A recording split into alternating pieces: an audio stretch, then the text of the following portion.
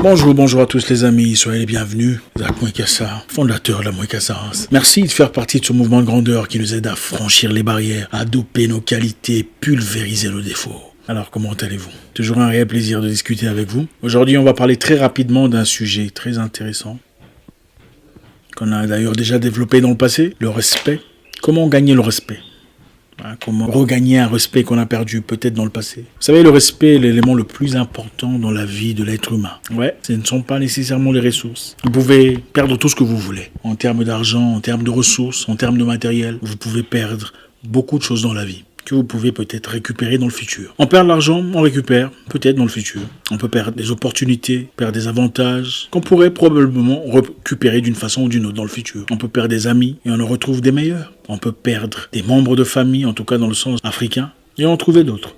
Des gens qui vous aiment véritablement, des gens qui vous aiment pour vous, des gens qui vous respectent, des gens prêts à consentir des sacrifices énormes pour vous.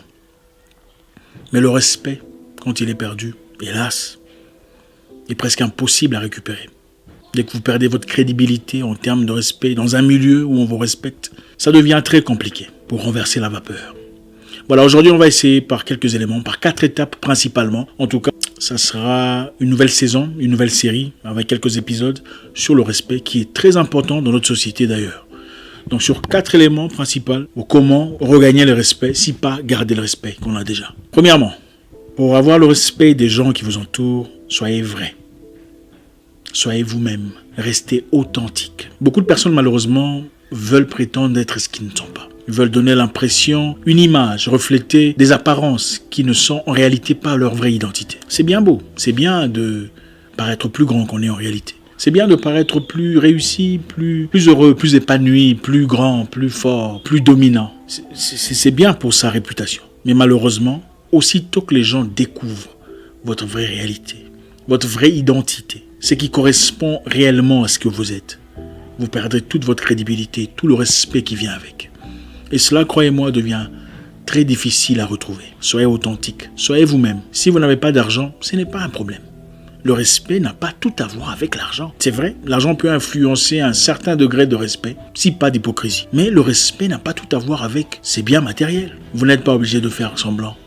Vous n'êtes pas obligé de prétendre être un entrepreneur réussi qui aide une multitude de personnes à se retrouver pour acquérir une certaine crédibilité si vous ne l'êtes pas en réalité. Soyez vous, soyez authentique, soyez vrai et vous gagnerez et préserverez le respect que vous avez. Soyez vous-même, améliorez-vous, mais parlez comme vous-même. Parlez comme vous parlez. N'essayez pas d'être quelqu'un que vous n'êtes pas. Oui, faites tout pour vous améliorer, mais n'essayez pas de paraître comme une personne que vous n'êtes pas. Parce qu'aussitôt que le monde découvrira votre vraie identité, parce qu'elle vous rattrapera, ne vous en faites pas, vous perdrez toutes sortes de crédibilité. Difficile à retrouver. 2. Vous voulez être respecté ou regagner le respect que vous avez longtemps perdu, il faut avoir un moyen des revenus. C'est très important. Pourquoi c'est important? Parce que c'est difficile de respecter une personne qui demande toujours de l'aide. C'est la nature humaine. Oui, bien sûr, nous avons tous des gens vers qui on peut courir. Dans des moments difficiles, quand c'est dur, quand c'est rude, ça peut arriver à n'importe qui. De chercher de l'aide, de chercher quelqu'un vers qui se retourner, de chercher un soutien quelconque. Mais quand votre vie est basée sur les demandes, les aides, les soutiens, les supplications, c'est difficile d'être respecté. Le monde respecte difficilement les gens qui n'ont pas de moyens de revenus. Et il ne s'agit pas de gagner 10 000 $ le mois ou 20 000 $. Non, ayez un moyen de revenus. Ayez de quoi subvenir à vos propres besoins, à vos propres difficultés. Ayez cette estime personnelle de dire non, je n'irai demander à personne. Parce que j'ai prévu. Parce que j'ai placé un peu d'argent de côté. Parce que j'ai sauvegardé. Parce que j'ai réfléchi, j'ai pensé au futur. Avoir un moyen de revenus est très important pour se faire respecter aujourd'hui. Écoutez, nous vivons dans une société où l'argent joue un rôle très important. C'est vrai, l'argent n'est pas tout. Mais même dans des familles aujourd'hui, difficile d'écouter un aîné qui n'a pas des moyens de revenus. Même quand il dit la vérité, même quand il sort des sagesses, ça devient compliqué. Parce que la question principale qu'on pose, on dit, pourquoi n'applique-t-il pas sa sagesse dans sa propre vie? Avoir un moyen de revenus poussera à ce que les gens respectent votre épouse. Okay? Quand vous allez demander aux gens chaque fois, vous pensez que votre épouse peut sortir en public et dire moi je suis l'épouse de tel. Non, elle ne peut pas. Faites respecter votre épouse. Cherchez un moyen de revenus. Cherchez un moyen de subvenir à ce besoin sans faire recours aux gens. C'est très important. Avoir un peu d'argent pour soi vous donne la confiance personnelle, l'estime personnelle, l'estime de soi, le courage d'exprimer ses pensées, d'ouvertement exprimer son désir, ses idées. Parce que vous savez que vous ne faites recours auprès de personne pour subvenir à vos besoins. C'est difficile de demander une amélioration consistante auprès de votre chef. Si vous courez toujours vers ce dernier pour demander de l'aide, oh, j'ai besoin de 100 €, j'ai besoin de 500 €, j'ai besoin de... Il n'y a pas de respect. Pour négocier, il faut avoir un peu de force, il faut avoir un contrepoids. Il faut avoir de quoi mettre sur la table. Mais si vous êtes toujours celui qui demande, qui commande, qui supplie, ça devient compliqué. 4e point sur comment vous faire respecter. Soyez rare. Soyez rare. Ne soyez pas toujours disponible. Oui. Quand quelqu'un vous voit, votre présence chez qui que ce soit doit toujours être nimbée d'honneur, accompagnée de respect. Quand vous arrivez chez les gens, on dit « Ah, Patrick est là. Ah, Fatou est là. » C'est comme ça qu'on se fait respecter. Pas le contraire. Pas « Ah, c'est qui à la porte? Patrick. Ah, lui aussi. Fatou. Ah. » Quand vous appelez quelqu'un au téléphone et que votre nom apparaît, l'interlocuteur doit se dire « Ah, c'est Fatou. C'est Fatou. Ah, c'est Patrick. Pas « Ah, lui encore. » Vous avez perdu le respect. Faites-vous rare. Ce qui est rare est cher. C'est vrai. Le diamant est cher, pourquoi? Vous pensez que le diamant est meilleur que les cailloux? Non. Qu'est-ce que le diamant de particulier? Le diamant est cher parce qu'il est rare. Soyez rare, pas toujours disponible.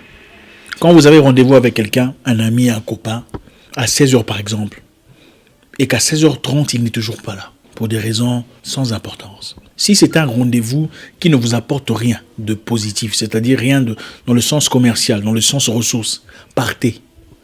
Vous avez rendez-vous avec quelqu'un à 16h. À 16h30, il n'est toujours pas là. Si le rendez-vous ne vous apporte rien de concret sur le plan financier, ou sur le plan avantage, ou sur le plan opportunité, partez. Dites-lui, je suis parti. J'avais autre chose à faire, j'espère qu'on se verra encore prochainement. Il sera certes énervé, mais il ne le fera plus jamais. Prochainement, il viendra à temps. Vous avez rendez-vous avec quelqu'un censé venir vous chercher à la maison à 17h. 17h45, il n'est toujours pas là. Quand il sera là, dites-lui désolé, appelez au téléphone. Malheureusement, je ne peux plus. J'avais un autre programme que je dois respecter. J'ai des gens qui arrivent dans 10 minutes. On se verra prochainement. Prochainement, il ne le fera plus. Il sera là à temps. Apprenez à éduquer les gens à vous respecter. C'est votre responsabilité. Soyez rare, pas toujours disponible et mystérieux. 4e point sur comment se faire respecter ou récupérer un respect qu'on a perdu. On ne répond pas à un fou. Voilà. On ne répond pas à un fou. Quand une personne vous approche avec des questions obscures ou sans importance, ou qui ne tiennent pas debout, pourquoi vous répondez? Quand une personne s'attaque à vous, que ce soit sur Internet, sur Twitter, par exemple, après avoir présenté une idée cohérente, quelqu'un s'approche de manière très irrespectueuse avec pourquoi vous répondez? On ne répond pas à un fou. Quelqu'un se présente devant vous physiquement avec des idées complètement absurdes. Pourquoi vous répondez? Répondre à un fou, c'est simplement vous lancer dans son jeu et il vous battra dans la saleté dans laquelle il est plus expérimenté. On ne répond pas à un fou. On peut écouter, on peut saisir, mais on n'est pas obligé de répondre. On ne fait pas des débats avec un irrespectueux. Les débats sont très importants. On a besoin d'échanger pour avoir de la connaissance. On a besoin de discuter, de parler, de collaborer, quelquefois de se défier intellectuellement dans le respect afin d'échanger les idées et de grandir. Mais on ne le fait pas avec un irrespectueux. Surtout un irrespectueux notoire. Les irrespectueux notoires ont toujours un palmarès d'irrespect et d'irrévérence. Si vous faites attention, vous apprendrez très rapidement leur comportement. Et comment on repère un irrespectueux? Ils sont souvent très émotifs dans leurs réactions, très émotifs dans leurs actions, très émotifs dans leurs réponses et leurs questions et leurs demandes. On ne fait pas des débats avec un irrespectueux. De peur qu'il ne vous emmène dans son zone de confort où il est très habitué et vous salisse. Gardez le respect, gardez la hauteur. Restez où vous êtes. Protégez votre petit royaume en gardant privé ce que vous êtes. On ne peut pas vous manquer de respect si on ne peut pas vous atteindre. Évitez toutes sortes d'échanges, des discussions avec des personnes épidermiques, des personnes à réaction à fleur de peau, les irrespectueux, les irrévérencieux, les malpolis. Très facile à... Vous savez, ça n'a rien à voir avec l'âge. Aujourd'hui, vous trouverez une personne à 45 ans en train d'écrire des bêtises sur Internet. C'est très fréquent. Malheureusement, ça n'a plus rien à voir avec l'âge. Vous savez, à l'époque de nos parents, c'était différent. Une personne ayant atteint un certain âge se comporte d'une certaine façon. Aujourd'hui, malheureusement, c'est la confusion totale.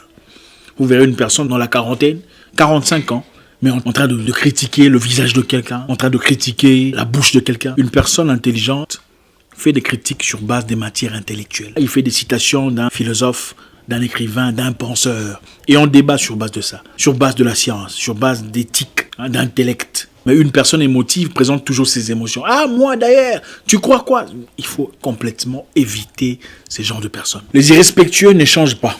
Je suis désolé. Moi, je ne suis pas de ceux qui pensent que les gens changent soudainement comme ça. Vous connaissez une personne qui a déjà manqué de respect de manière notoire à une personne. Peu en importe les raisons, il serait préférable d'éviter de vous placer dans les mêmes positions dans lesquelles elle eut le courage de déculotter l'autre personne. Gardez l'espace pour votre bien. Celui qui a manqué de respect à quelqu'un ouvertement vous manquera de respect aussitôt que vous lui donnerez l'opportunité de le faire. Sans aucun doute. Parce qu'ils sont mus par le courage de manquer de respect, de dévoiler, de déculotter, de désempoisser une personne pour se sentir fort. Vous voulez vous faire respecter, évitez toutes sortes de partenariats, de collaborations, de regroupement, de travail en union avec les querelleux. Vous connaissez les querelleux, les gens belliqueux, bellicistes, bagarreurs, chamailleurs. Pourquoi vous voulez vous associer à une telle personne? Pourquoi pensez-vous pouvoir travailler en collaboration cohérente avec une telle personne? Vous aurez des problèmes. Vous aurez des problèmes. Il y a des gens avec qui vous ne pouvez malheureusement pas travailler. Ils sont souvent très gentils, très polis au début, pour ouvrir les portes, pour faire connaissance. Pour voir ce passeport, pour enfin s'installer, comme un virus, l'ordinateur, et commencer Il y a beaucoup de personnes sur Terre. Vous n'êtes pas obligé de vous associer ou de travailler en partenariat avec une telle personne. Vous rencontrez une nouvelle personne qui veut apporter un business ou peu importe ce que c'est. Allez simplement sur son Facebook. Oui, Facebook vous dira beaucoup de choses sur l'identité d'une personne. Regardez ce qu'elle partage comme idée. Regardez ce qu'elle partage comme vidéo venant d'autres personnes. Regardez seulement ce qu'elle partage. Et vous aurez une idée de sa mentalité. Vous voulez garder le respect, préserver votre dignité. Évitez de vous associer avec des gens querelleux, les belliqueux, les bellicistes. Ils sont mus par le besoin de se comparer aux gens et de le vaincre. C'est leur récompense mentale. Préservez le respect.